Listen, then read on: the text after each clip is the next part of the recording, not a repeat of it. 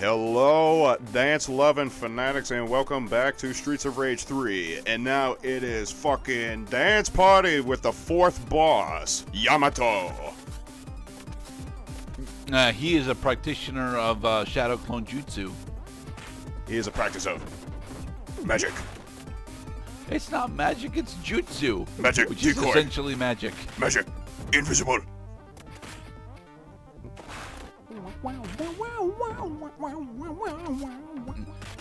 So here's a question that I have: are you ever allowed to play as any of the enemy classes in the Streets of Rage series? Yes. In this game, there are hidden, unlockable characters where if you do unique and cool stuff, you can actually get to play as some of the characters you've been beating up. Classic examples include Shiva, the first boss, who is also the penultimate boss of Streets of Rage 2, but has his own unique moveset in Streets of Rage 3 on his fight for kick-butt justice and having a good time.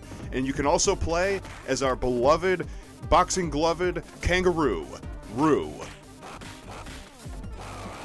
Kind of wish one of you would have played as Rue then. Rue's, they have very limited movesets is the problem. The classic, the other four playable Streets of Rage characters are much more useful.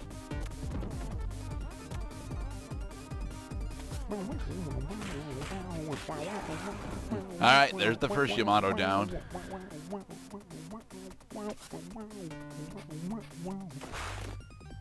So I had mentioned in the last part, which was egregiously long, that this level is a cooldown opportunity for players who are getting butthurt. And my god, was the butthurt strong on the Streets of Rage.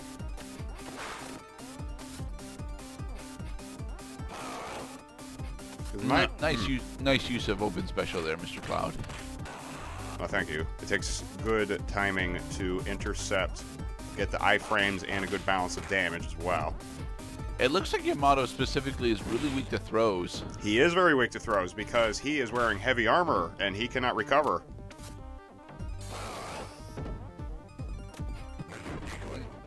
Magic decoy.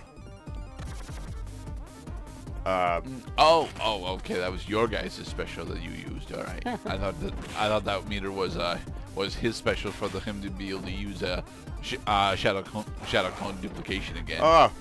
So if the enemy the enemy had his own special regen, that would be funny. That would be interesting though. So that would mean that you would plan your gameplay over how ready your opponent is to do a special. Right. Which is something that happens in multiplayer duel mode in Streets of Rage 3, where you could actually fight a human player. Is Rue more viable in that mode? Probably, yes, because Rue has Tail Whip, and Tail Whip is dickhead move. Final Yamato spirit. I was going to say also that the Yamato boss theme music is probably my favorite boss music in the whole game, but watch out. He's got the jet charge. He gains jet charge. And he specifically always goes to the opposite corner of the screen based on the lane he's in. Watch out for that Z. Because all three Yamatos are vulnerable to Z dodging, as I'm sure you may have noticed. It helps you avoid Shuriken, helps you avoid Sword Slash to the left or to the right. Also helps you avoid counterattack Shuriken, as well as I'm going to hit you once, twice, 3 times, and stupid invisibility. It would also help you dodge invisible Shuriken. Because he's not fully invisible. He's not fully invisible. He's just cloaked. He is cloaked, yes, and you can see where he's standing. You can tell which lane he's in, which means that as long as you're not in his attack range, that you will be safe. The question is, which lane is he in? He's in that one. Yamato's slowness will make him an awesome opponent to kick the crap out of in anticipation of much more difficult situations starting in Stage 5. The stage that begins at that door at the dead center of the screen, whom the Yamato guards are protecting. So the helmet that he's wearing, I know it's a relatively stereotypical thing, but is that actually Yoshimitsu's helmet or is that Date's helmet? I would say Yoshimitsu. Okay. It is I, Yoshimitsu. Yay! Yamato is down. Magic. Magic. Magic. Magic. Magic. Magic. Magic. Magic. Whoa! That wasn't real. It was just really cool. I feel fucking pumped. This must be the Syndicate's hideout. Why are we in the Resident Evil 1 mansion again? And why is Leon S. Kennedy narrating the story? Let's press on and see what we find. I don't want to be in the Resident Evil 1 mansion again. Stage 5. Boom, boom, boom, boom. This also is one of the eye-catch screens that you could see if you leave your game idle on Streets of Rage 3 to show you exactly what you're in for. This is just the front gate of the Syndicate hideout, and we are protected against by a barrage of ninjas that have lots of weapons and lots of reinforcements. Both Dr. Zan and Axel have upgraded dashes now. Yeah, so now both of you are just spamming your upgraded dash attacks. Yes, because we realized. Observe our score. We have not died. We haven't died much. We did die in earlier portions, but it only delayed our progress to getting 3 stars for this exact moment. The timing cannot be coincidence because among the number of times we had played this game, I observed that when we were doing this well, and we should be doing this well, we are able to do our upgraded dashes, and this frame is a nightmare.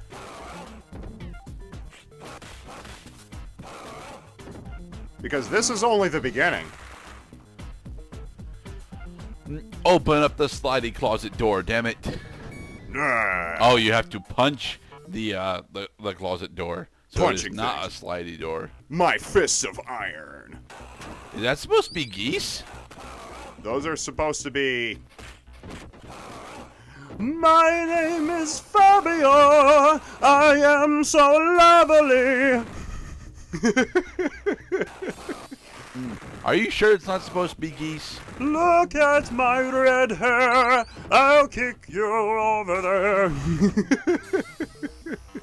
What, you mean the statues in the background? I mean or the statues. The statues? I mean this. No, they're like, well, they're wearing masks for some reason, and they're naked.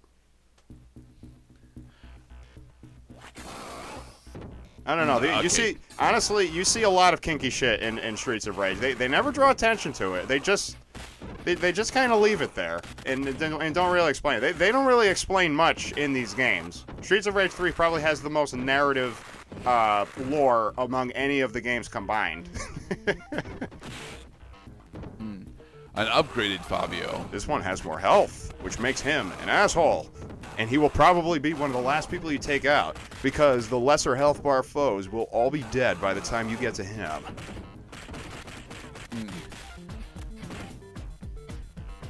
So, the gimmick with Leopard, Tiger, and Fabio is that they actually have block states. Yes, but you should be well familiar with enemies who can block. There will be even more of them joining us shortly. Although I don't think they brought back the boxing guys. They didn't bring back the boxing guys, but Goldie, Dick, Dumbass, Moron, Jerk, and Idiot, yeah, all those characters can block. And you gotta watch out for those. That's why I realized very late along the learning curve, by the way, that Axel's combo finisher is the most effective way to deal with enemies who block. Enemies who block can only stand being kicked for so long because getting kicked has knockback. If they let it for a second, I have the reach to stay safe, and I also have the kick to intercept if he decides to change which frame he's using. Alright, up the stairs is... Okay, so that was the 3rd screen of Stage 5. This is the 4th.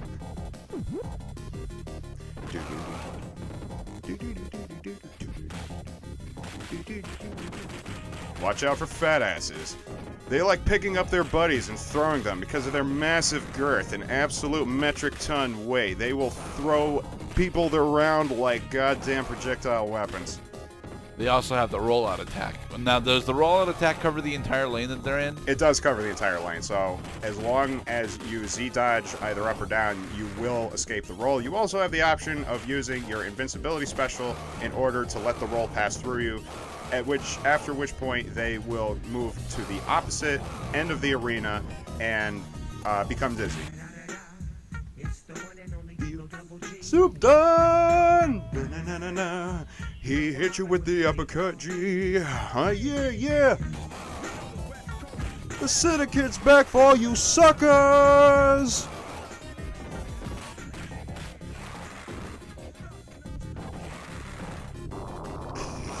Okay, here we go. Now Dwight is actually using his fire breath.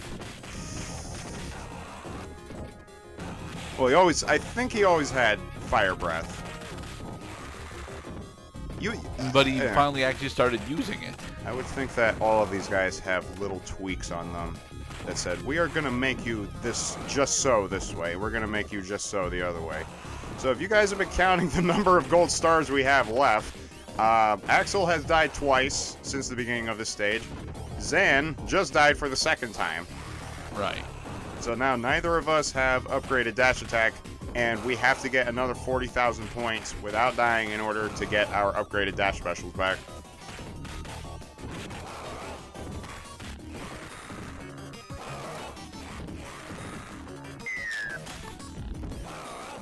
But that's going to be difficult with knife dudes dropping on from us from the ceiling. Yes, Knife Dude will become your worst enemy. In a situation where you have Donovans around who can na-na-na-na-na, and you have knife guys who honestly are probably more vulnerable to jump kicks than most of the attacks you can do to them, you'll find it mighty inconvenient that they have a Donovan around that keeps them safe, because Donovan is ready to intercept your aerial. As I hope I have demonstrated.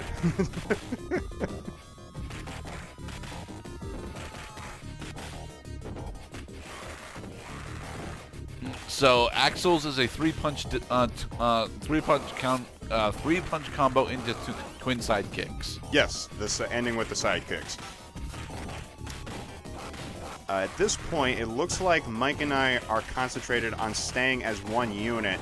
He's covering the bottom, so we call this mini columns. Mini columns also is useful for when you want to control your forward progress so that you don't aggro enemies that have already positioned but just haven't been starting attacking you. Right. Mini columns also is useful in situations where you got a lot of enemies like these fat dudes whose attacks are very dodgeable. That should be everyone. Move! Oh crap.